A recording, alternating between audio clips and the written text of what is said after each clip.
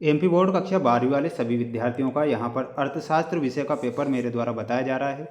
My dear friends, वार्षिक परीक्षा 2026 में अगर आपको सबसे ज़्यादा अंक प्राप्त करने हैं तो इस पूरे के पूरे क्वेश्चन पेपर को क्या कर लीजिए, रट्ठा मार लीजिए, क्योंकि पूरा पेपर मैं सॉल्यूशन के साथ आपको बता रहा हूँ। अगर आप इस क्वेश्चन पेपर को मिस करते हैं तो प्यारे विद्यार्थियों, सबसे बड़ी गलती आप करने जा रहे हैं।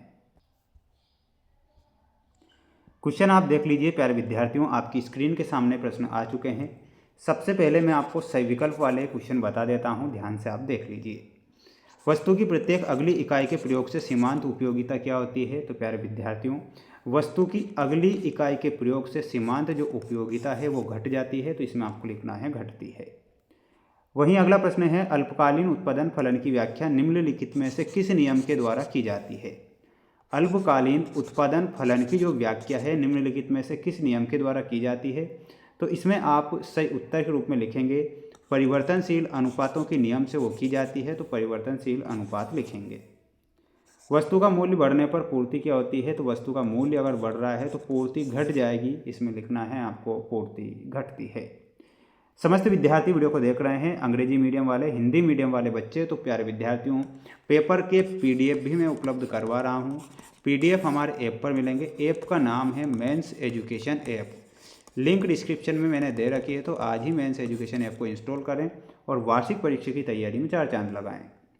समष्टि अर्थशास्त्र का मुख्य यंत्र क्या है? तो इसमें आपको लिखना है राष्ट्रीय आय विश्लेषण जो होता है समष्टि अर्थशास्त्र का मुख्य यंत्र होता है। विदेशी विनिमय की प्रक्रिया होती है देशों के बीच में, तो इसमें आपको लिखना है देशों के बीच में। प्यारे विद्यार्थियों, चैनल पर नए जुड़े हैं ना, तो चैनल को सब्सक्राइब जरूर करिएगा, क्योंकि मेरे द्वारा आपको प्रश्न पत्र बताए जा रहे हैं और परीक्षा में आएंगे। वे राजस्व प्राप्तियां जो कर के अतिरिक्त अन्य स्रोतों से प्राप्त होती है, अन्य स्रोतों से तो उसे गैर कर प्राप्तियां कहेंगे। सीमांत उपभोग प्रवृत्ति का जो सूत्र होगा ऑप्शन नंबर ए से मिलाना है।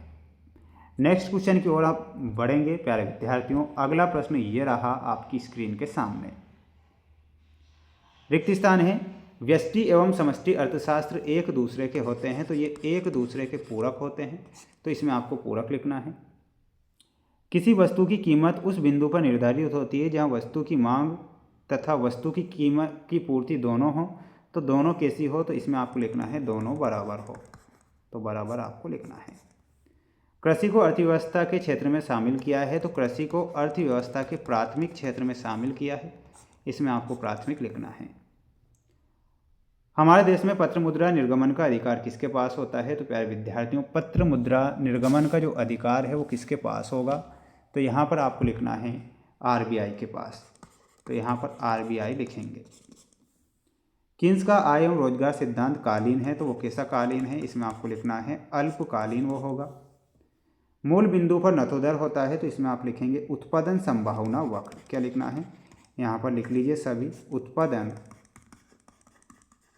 उत्पादन संभावना वक्र मूल बिंदु पर नतोदर होता है। स्क्रीनशॉट ले लीजिए, पढ़ लीजिए, याद कर लीजिए, मेहनत आप कर लीजिए। मेरे द्वारा प्रश्न पत्र बताए जा रहे हैं, तो परीक्षा में प्रश्न जरूर छपेंगे और जरूर छपेंगे। अगला है, उपयोगिता व्यक्तिगत होती है क्या? ये बिल्कुल आपका क्या हो जाएगा, सत्य हो जाएगा भाई साहब। सीमांत उपयोगिता ऋणात्मक भी हो सकती है, तो बिल्कुल आपका ये सत्य है। स्टॉक समय के एक निश्चित बिंदु पर मापी गई मात्रा है, तो बिल्कुल ये आपका सत्य हो जाएगा। बचत एवं विनियोग सदैव समान होते हैं, इसमें आपको असत्य के रूप में लिखना है। सरकारी बजट सरकार द्वारा गत वर्ष की वास्तविक प्राप्तियों एवं वास्तविक व्ययों का विवरण होता है, तो ये आपका असत्य होगा। भुगतान संतुलन सदैव संतुलित रहता है, तो सदैव संतुलित रहेगा बिल्कुल। पूर्ण रोजगार से अभिप्राय अर्थव्यवस्था में शून्य बेरोजगारी है, इसमें आप असत्य के रूप में लिखेंगे, असत्य सही होगा। अगला प्रश्न देख लो, ये है आपकी जोड़ी जो आपकी परीक्षा में आएगी। तो प्यारे विद्यार्थियों, पढ़ लीजिए, मेहनत आप कर लीजिए, मेरे द्वारा मेहनत आपके लिए की जा रही है। कुल उत्पादन, तो कुल उत्पादन में हमारे सही उत्तर हो जाएगा वस्तुओं एवं सेवाओं की कुल मात्रा, तो इसमें आपको मिलाना रहेगा ऑप्शन नंबर डी से। साधन के प्रतिफल का नियम में हो जाएगा अल्पकाल होता है, अल्पकाल। सीमांत उत्पादन में हो जाएगा ऑप्शन नंबर बी अतिरिक्त उत्पादन, अतिरिक्त उत्पादन। एक पक्षी प्रकृति में हस्तांतरण आई सही उत्तर हो जाएगा आपका। उत्पादक द्वारा यंत्रों का उपयोग में हो जाएगा आपका और वो हो जाएगा ऑप्शन नंबर सी, अंतिम वस्तुएं। बढ़ई द्वारा लकड़ी का उपयोग में हो जाएगा मध्यवर्ती वस्तुएं। तो इसमें आप मध्यवर्ती वस्तुओं से मिलाएंगे। ये आपकी जोड़ी करेक्ट हो चुकी है, अब आप इसे पढ़ लीजिएगा। एक शब्द या एक वाक्य में उत्तर देना है अब, और मैं बता देता हूँ तो पढ़ लीजिए।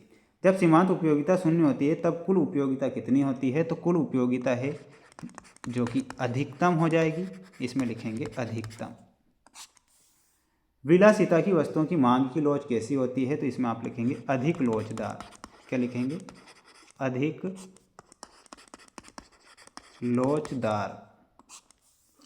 जब मांग एवं पूर्ति दोनों में बराबर वृद्धि होती है तब संतुलन कीमत पर क्या प्रभाव पड़ेगा?